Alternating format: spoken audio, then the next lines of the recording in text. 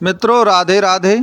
मित्रों, जब आप जीवन की विकट परिस्थितियों में फंस जाते हैं और चारों ओर अंधेरा ही अंधेरा आपको नज़र आता है, आपका दिल टूट चुका होता है, मन हार चुका होता है, आपको लगता है कि आप ऐसे चक्रव्यूह में फंस गए हैं जहां से बाहर निकलना नामुमकिन सा है, तब आपसे क्या कहा जाता है कि इन मुसीबतों के समय एक शब्द जो बार बार दोहराया जाता है कि आप धैर्य रखें, साहस रखें, आप निश्चित तौर पर इन मुसीबतों से निकल जाएंगे।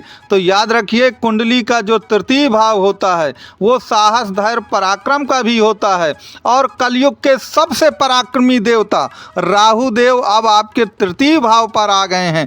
तो याद रखिएगा, आप सभी चक्रव्यूहों को तोड़ देंगे और समस्त ग्रह मिल करके भी आपका कुछ नहीं बिगाड़ पाएंगे, आपको किसी भी तरह की मुसीबतों में नहीं डाल पाएंगे। उदाहरण के लिए पिछले 6-6.5 साल से साढ़े साथी ने आपको कर्जे के बोझ के तले दबा के रखा था। आपकी जॉब छूट गई थी, आप में बेरोजगारी आ गई थी, आपके पास रहने के लिए घर तक नहीं रह गया था, किराए के घर में आप रहते थे, कोर्ट केस में फंसे हुए हैं, ज़मीनी विवाद में फंसे हुए हैं। इन सभी परेशानियों से आप दो चार हो चुके हैं। लेकिन अब ये विश्वास मानिए कि राहु देव आपके जो साहस, धैर्य, पराक्रम में हैं वो 100% आपको इन सभी मुसीबतों से बाहर निकाल ले जाएंगे। तो आप इस वीडियो को पूरा देखते रहिए। आपको वो कैसे मुसीबतों से बाहर निकालेंगे इस पर हम विस्तृत चर्चा करेंगे, और क्यों निकालेंगे और क्यों आपको समस्त सभी ग्रह आपका कुछ नहीं बिगाड़ पाएंगे और आप फिर से तरक्की की बुलंदियों पर चढ़ते चले जाएंगे। इसके लिए पूरा वीडियो देखते रहिए। और ज्योतिष से संबंधित आपकी कोई भी समस्या हो तो दिए गए नंबर पे आप कांटेक्ट कर सकते हैं, व्हाट्सअप कर सकते हैं और चार्जेज लागू रहेंगे। तो मित्रों, तृतीय भाव में राहु देव का आना मीन राशि में, तृतीय भाव में राहु देव का आना मीन राशि में, वह किसी भी वरदान और संजीवनी से आपके लिए कम नहीं है। क्योंकि याद रखिएगा, केवल राहु देव ही ऐसे देव हैं जिन्होंने तो देवताओं को भी चकमा दे करके अमृत पान किया था, उन्होंने देवताओं तक को चकमा दे दिया था। तो याद रखिए, देवता किसी ग्रह से कम नहीं होते, और अगर उन्होंने देवताओं तक को चकमा दे दिया है, देवताओं तक को एक प्रकार से अपने जाल में फंसा लिया है, तो आप समझ सकते हैं कुल मिला के कि तृतीय भाव का राहु, जो साहस के लिए, पराक्रम के लिए ही जाना जाता है, वह राहु कितना ज़्यादा दमदार और ताकतवर है, जिसने देवताओं तक को वो कर दिया है।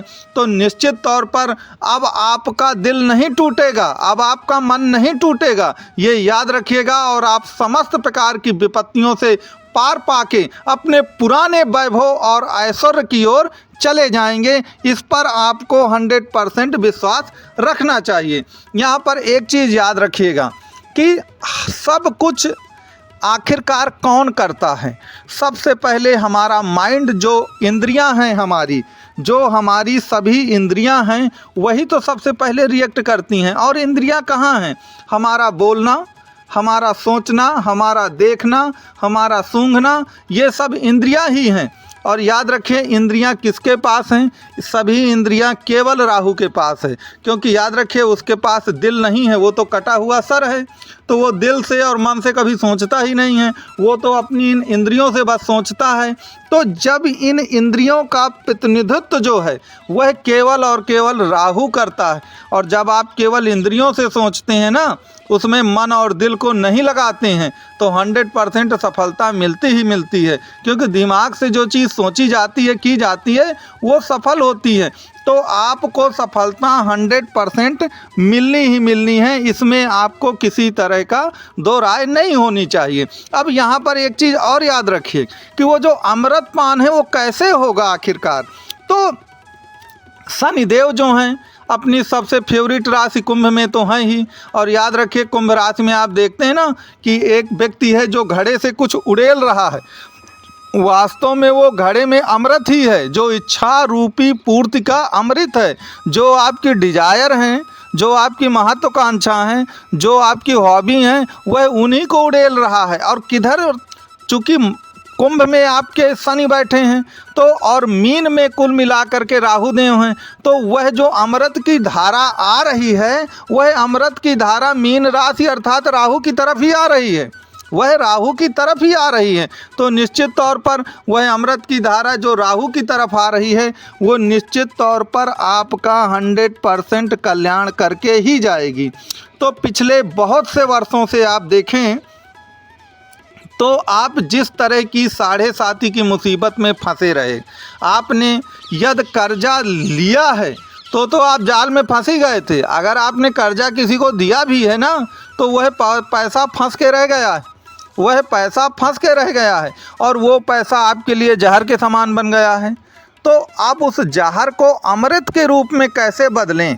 उस जहर को, जो पैसा आपने लाखों करोड़ों दूसरों को दे रखा है और वो पैसा मिल नहीं रहा है, तो उस जो पैसा हमने दिया है और उस पैसे को सोच सोच के हम लोग अपना ब्लड प्रेशर हाई लो करते हैं, हमारे लिए वो जहर सा बन गया है। उसको अमृत कैसे बनाया जाए? तो याद रखिए, उसको अमृत बनाएंगे राहु देव, क्योंकि राहु देव को साम दाम दंड भेद, वो भी तृतीय स्थान में बैठ के, उसमें साहस धैर्य पराक्रम पुरुषार्थ भी जुड़ जाता है।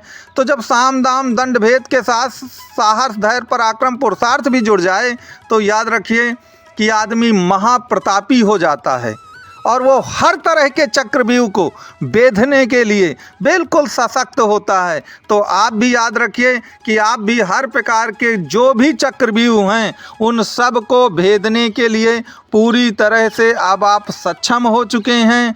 अब 7.5 के जितने चक्रव्यूह थे, 7.5 के जितने बंधन थे, उन सब बंधनों को आप तोड़ करके बहुत आगे बढ़ाए हैं और अब आपको पीछे मुड़ के कभी देखना ही नहीं है। अब आपको पीछे मुड़ करके कभी नहीं देखना पड़ेगा, अब आपको केवल आगे ही आगे चलना है।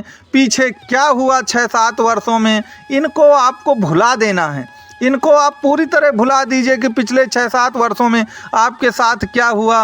वो दुख का समय जो है वो बीत गया और याद रखें, अब तो अमृत पान करने का, अब तो बुलंदियों पर आगे बढ़ने का, अपनी सभी महत्वाकांक्षा और ख्वाहिशों को पूरे करने का अब ये वक्त आ गया है। इसलिए अब हमको पीछे मुड़ करके बिल्कुल भी देखने की ज़रूरत नहीं है। अब हमें केवल और केवल आगे की ओर देखना है। और याद रखिए कि अब आपको जो भी आपकी ख्वाहिशें हैं, उन्हें पूरा होने से कोई भी रोक नहीं पाएगा।